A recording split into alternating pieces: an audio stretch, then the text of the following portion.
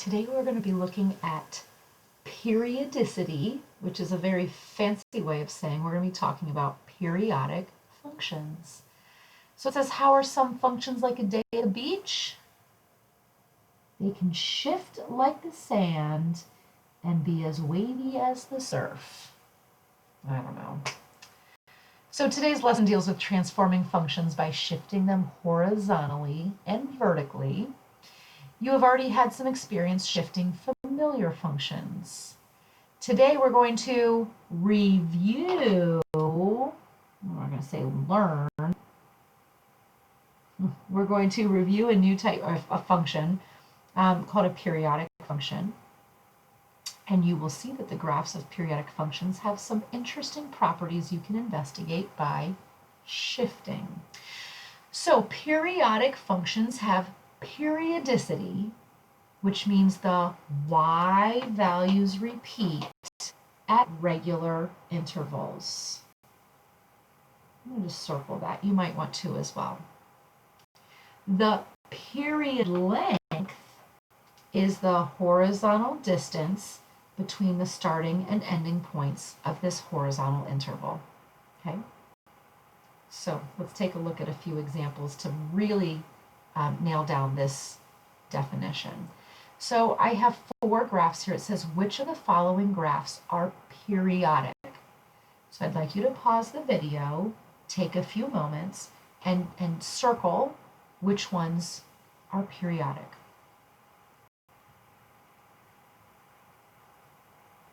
Okay, so if I were doing this, I would circle A, not B, not C, and I'd circle D. So here's the kicker. Remember, back on the previous slide, we said the y values repeat. Okay, granted, all 4 of these graphs have a lot of repetition, but what's not repeating are the y values. So I'm going to take a look at this first graph. This first graph, let's see, 1, 2, 3, 4. Let's just say it bounces back and forth between -4, and +4, then -4, then +4, then -4. You get the idea. This graph, let's say it's starting up at 1, 2, 3, 4, 5. Let's call it 6. It goes down to, let's say, 2. And then it goes up to, let's call that 1, 2, sorry, it's so dark in here, 4. So 6, then 2, then 4. But then it goes down to 0, -2, and 0, and let's call that -4. So while we see this shape repeating, it's like, call it a little check mark. I almost feel like we have 3.5 check marks in there. The y values for those check marks are changing, right? 6, 2, 4, but then it's 4, 0, 2, and then it's 2, -2, 0. So that was not periodic because the y values are changing. And then the same thing is true here. Granted, this piece is just shifting. It's shifting up and to the right, right? The y values are not the same across. Okay? So it says state the period length for all periodic function graphs above. So we only said 2 of them. I guess I never talked about D, but we said 2 of them are periodic, right? You see this image, and then you see it again, and then you see it again, and then you see it again, right? You see it looks like 4 times. Okay, I'm trying to use a different marking here. So the period length would be how far horizontally from start to finish for one image. So let's use the one where dashes. So those dashes started here and ended horizontal. So it looks like 1, 2, 3, 4, 5. It looks like -5 to 0. So it looks like that distance is 5. So I'll say P equals 5. Period equals 5. That's the horizontal distance. Okay. Let's take a look at the graph of A. We could really look at this in a couple ways. We could start it here and say it starts at the top, goes to the bottom, comes back to the top, and then it repeats.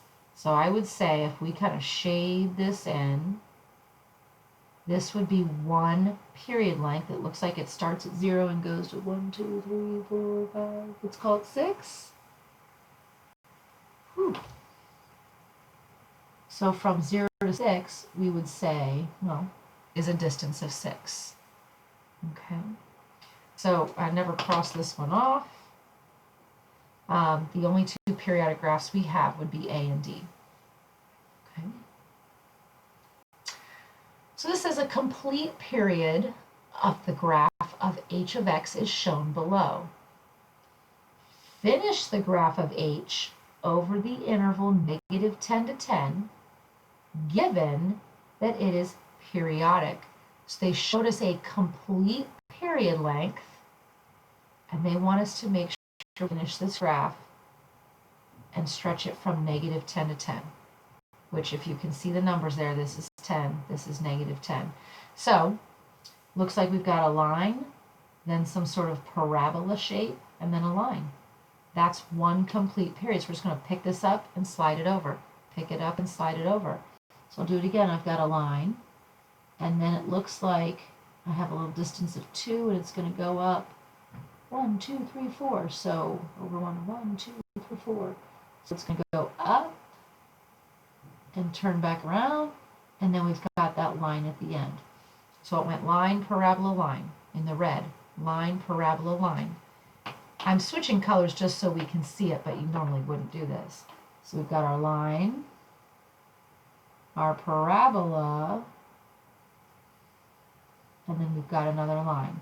So we're just slowly, you're probably doing this much faster than I am, we're just slowly repeating this image until we get to 10, which I did. So I'm going to stop there, and then I'm going to reverse it. So we've got line, parabola, line, and then we got to -10. Okay? So periodic graphs take one image which stretched in the original from here to here, so period length of 4, right? It took that image and it just picked it up, repeated, picked it up, repeated, picked it up, repeated, and went back and forth. Okay? Good. So it says because periodic functions repeat at regular intervals, regular means the same each time, we can shift the graphs horizontally to produce the original function.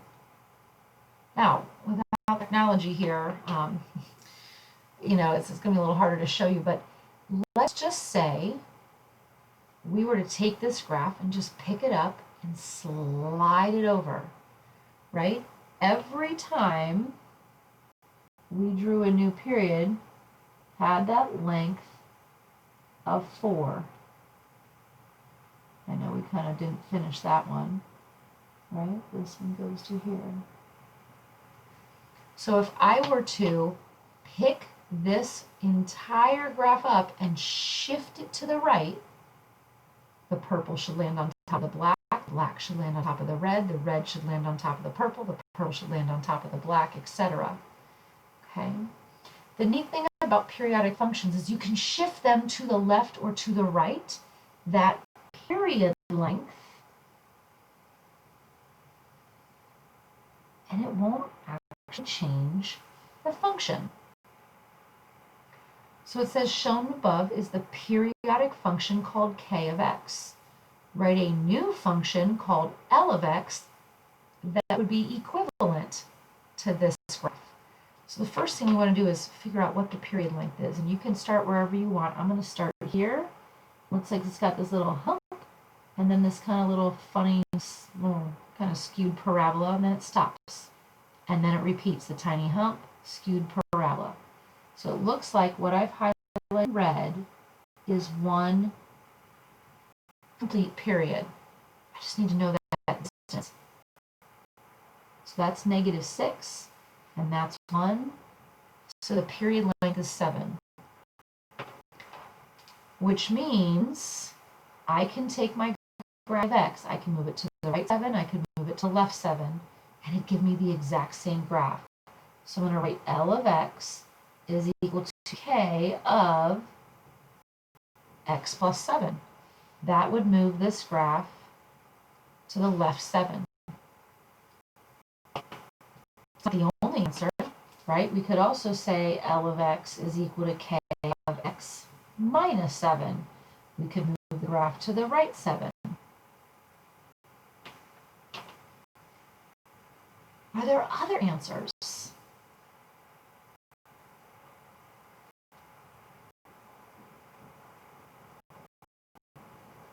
What if I move the graph to the left 14? 2 period lengths.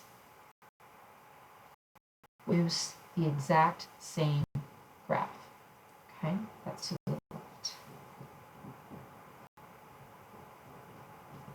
So the idea is, as long as this is a multiple of your period, you can keep shifting that graph left or right as much as you want.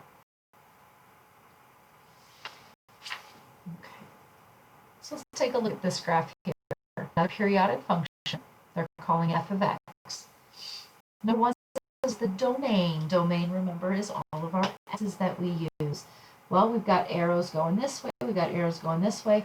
If it is truly periodic, the domain, well, this graph will keep going on forever. So this domain is negative infinity to infinity, right? The graph is going to go to the left forever. The graph is going to go to the right forever. The range, however, right? These arrows don't mean it's going down forever. It just means it's going to keep in this pattern.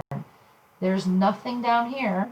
The lowest y value we reach is 2. The highest y value we ever reach is 4. In fact, we reach, right? We're going to do those. Okay. Probably already ahead of me, the y-intercept, we can see it. It's right here. The y-intercept is the 0.02. They want to know, what is the period length? So again, you choose. I'm going to start where I just circled that. I go up, and then I come down. And then I repeat. I go up, and I come down. And then I repeat. I go up, and I come down. Right? So that period started at 0. So my period is 5. So then it says, is f of 2 equal to f of 17? What does that even mean? They want to know, is the y value when x equals 2 the same as the y value when x equals 17, right? That's what that notation means. F of 2 is saying the y value when x is 2. Well, we can see it here. When x is 2, the y is kind of coming down. It's like 3.5. Well, good news for us is that this graph really goes out to 17. The question is it at 3.5? The answer is yes. But what if it was, what if they had said 27? Right? How do we know? Remember, this graph repeats every 5 units. So if I start at x equals 2, when I go 5 units, 1, 2, 3, 4, 5, I should be at the same place in my graph. I go another 5, 1, 2, 3, 4, 5, right? So here's x equals 2. I went and added 5, so I am at 7. I added 5 again, so I'm at x equals 12, right? Look at that. And I go 1, 2, 3, 4, 5. And I get x equals 17. So I should be in the exact same spot within that period length.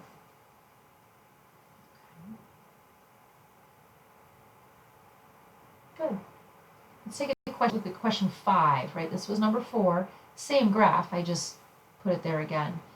Number 5 says write a new function g of x so that g of x and f of x are exactly the same. Right? We said with periodic functions you can shift them left or right and it won't change a thing. So I'm going to say g of x is equal to f of, say, x minus 5. I chose to move the graph to the right 5 because the period length is 5. But you could pick any multiple of 5 and you could do addition or subtraction. That'd be your choice. Okay. All right, let's take a look at question 6. It says state all solutions to the equation f of x equals 3 over the interval 0 to 10. Remember, f of x means y, so they're saying when does y equal 3? So find x when y equals 3. Let's go draw that line, y equals 3. So there's the line, a little crooked, but there's the line y equals 3. I want to know when that happens between 0 and 10. There's 1. There's 1. There's 1. There's 1. And there's 1, but it's after 10, so I'm not going to count that one. So looks like we've got 4 answers. We've got, squeeze this in here, x equals 1/2, x equals 3, this is 5.5, and then we've got x equals 8.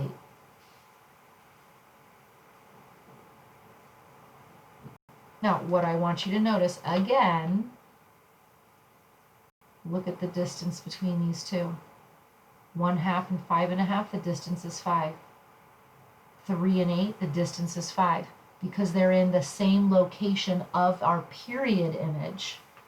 Okay, so they should be 5 units away from each other. All right, last question here. It says find. Ooh, well, think about back on number 4 when we talked about f of 17. Well, good news for us, it was here. It says find f of 51. Whew, I'm not going to finish this picture, but let's continue on this same path, right? Let's see what happens. We keep adding 5, adding 5, adding 5, adding 5, adding 5.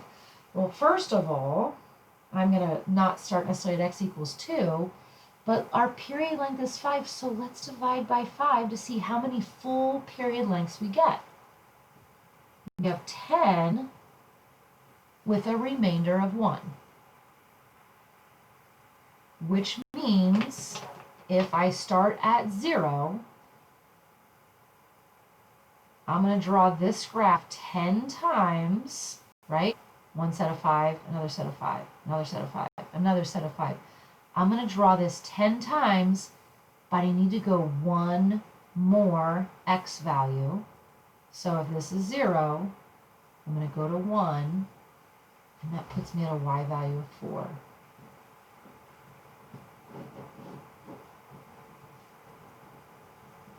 I call that a bit of a challenge question. Okay, that says that's a 1, not a parenthesis. And I'm going to write this down. F of 51 is the same as f of 1. And f of 1 we can see from the graph is 4. Okay. All right, for the last slide here, we're going to just do a quick little equation solving, take a little break from periodicity. So it says solve each equation for y.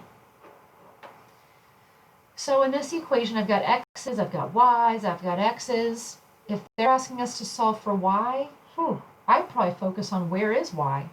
Well, it's in the denominator, so let's get it out of there. You know what? We could cross multiply if you want. 2 plus x times 1 is 2 plus x.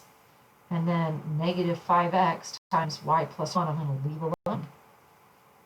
So the good news is we got y out of the denominator.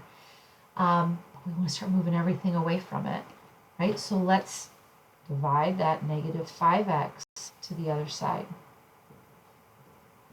So now I have 2 plus x all over negative 5x is equal to y plus 1. Our goal is to solve for y.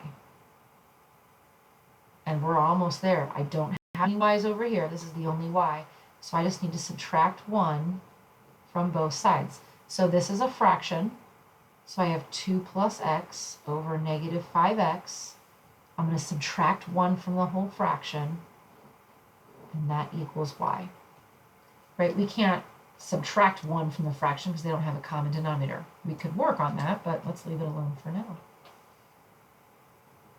Good. All right, let's talk about this last one. Again, we're solving for y. Here's a y. Whoa, and here's a y. That's going to be a little bit different. But if we're trying to solve for y, we should at least put them all together. So let's take this term and put them on the left, right? This one's already on the left. Ooh. And let's take everything else to the right. So I had a positive 2y, and I'm going to be moving with subtraction, the 3xy.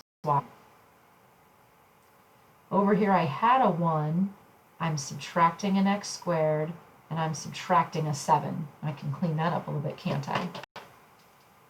We'll do that in a minute. Yeah, we'll do it right now. So 1 minus 7 is negative 6. All right. Over here, I got a y and a y. Well, we're trying to get y by itself. We only want one of them. Good news is they both have that in common, so let's take out the y. A little crooked there.